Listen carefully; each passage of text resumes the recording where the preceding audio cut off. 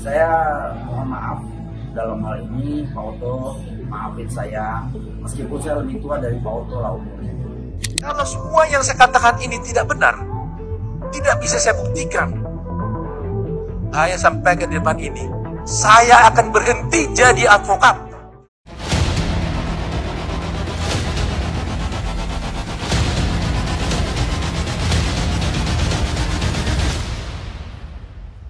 Sudah 7 tahun Jessica Kumala Wongso menjalani hukuman penjara di Lapas Perempuan Kelas 2A Pondok Bambu, Jakarta Timur akibat dakwaan kasus sianida yang banyak menimbulkan kontroversi.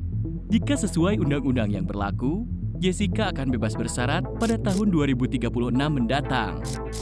Hukuman yang begitu lama dibalik palu hakim yang memvonis gadis cantik berusia 35 tahun itu tanpa bukti yang begitu akurat membuat kuasa hukum Jessica yaitu Otto Hasibuan tak mau menyerah. Setelah mengumpulkan 3.100 advokat, kini Otto Hasibuan menyusun rencana untuk melaporkan hakim yang memimpin sidang Jessica ke Komisi Yudisial sebelum pengajuan PK. Otto Hasibuan masih merahasiakan nama hakim yang akan dilaporkannya.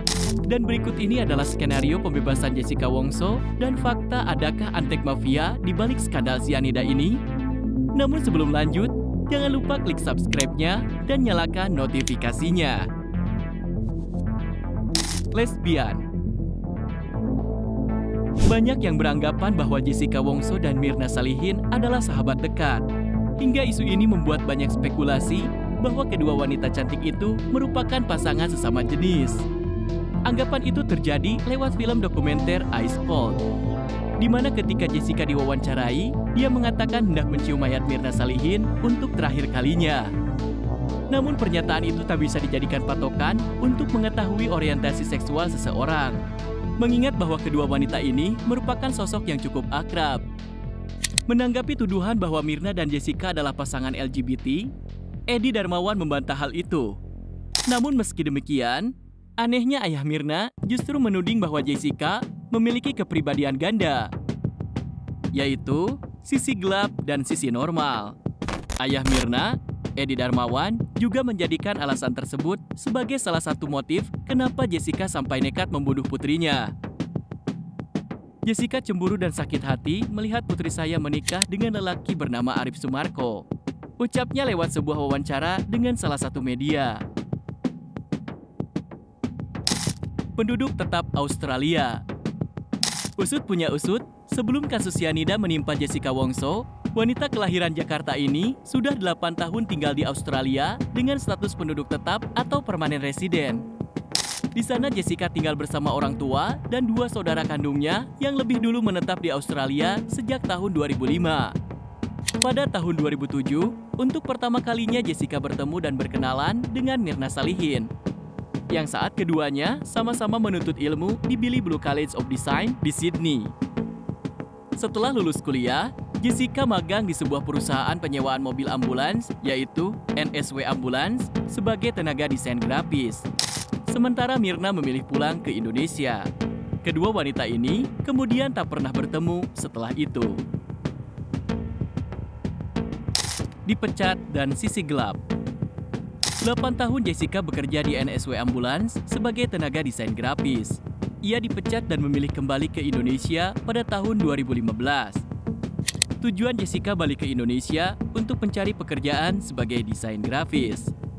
Media terkenal Australia, news.com.au, menulis artikel mengenai sisi gelap kehidupan Jessica Wongso di Australia hingga dirinya dipecat.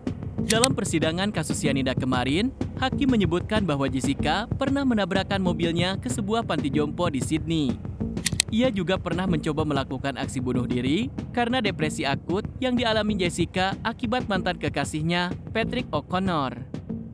Saat itu Jessica meminjamkan banyak uang kepada mantan pacarnya.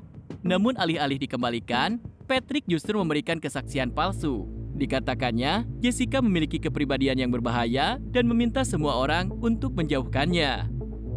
Tuduhan ini sempat diangkat di dalam persidangan sianida kemarin dengan tujuan untuk mempersalahkan Jessica. Namun Otto Hasibuan menjelaskan alasan kliennya terus mengirim pesan dan menelepon Patrick adalah untuk menagih hutang, bukan untuk mengancam melakukan pembunuhan. Tak hanya itu, dari data kepolisian juga mencatatkan ada 14 daftar kriminal yang dilakukan Jessica di Australia. Meskipun saat ini kebenaran tersebut belum dapat dikonfirmasi. Kesaksian gelap. Dalam kasus sianida yang mendakwa Jessica Wongso sebagai pembunuh Mirna Salihin masih menimbulkan kontroversi hingga kini.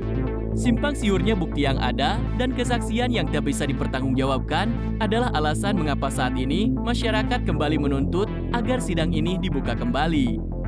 Film Ice Cold tersebut tidak hanya menggambarkan situasi dalam persidangan, namun membocorkan materi persidangan yang harusnya privasi dari konsumsi publik.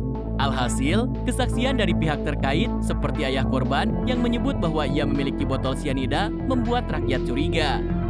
Dari yang semula sepakat bahwa Jessica adalah pembunuhnya, namun makin kesini, rakyat mencurigai bahwa aktor di balik pembunuhan berencana ini adalah ayah kandung korban sendiri.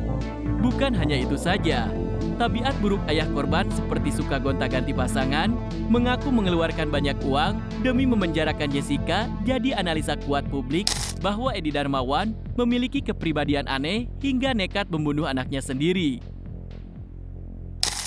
Motif belum pasti. Sampai saat ini belum diketahui pasti apa sebab sebenarnya motif pembunuhan berencana Mirna Salihin. Ada yang mengatakan pembunuhan ini disebabkan Jessica cemburu karena Mirna menikah dengan Arif Sumarko. Namun di lain pihak, disebutkan bahwa ayah kandungnya membunuh Mirna lantaran ingin menguasai asuransi senilai 68 miliar rupiah. Namun tak ada yang tahu apa sebab kematian ini semua selain Tuhan. Satu-satunya harapan. Otto Hasibuan selaku kuasa hukum Jessica Mirna tentu tidak tinggal diam. Melihat banyaknya kejanggalan selama sidang dan mengetahui seluruh hal yang terjadi di dalam persidangan itu, membuat Otto mencoba kemungkinan-kemungkinan untuk meringankan hukuman Jessica. Meskipun sebenarnya tidak ada harapan lagi, setelah hakim resmi mengetok palu hukuman 20 tahun penjara atas kliennya. Selain gerasi, Otto masih akan menempuh jalur PK dengan dikumpulkannya 3.100 advokat seluruh Indonesia. Semoga saja kasus ini semakin terang dan keadilan bisa ditegakkan. Kira-kira bagaimana menurut kalian? Tulis di kolom komentar and see you next video. Bye-bye.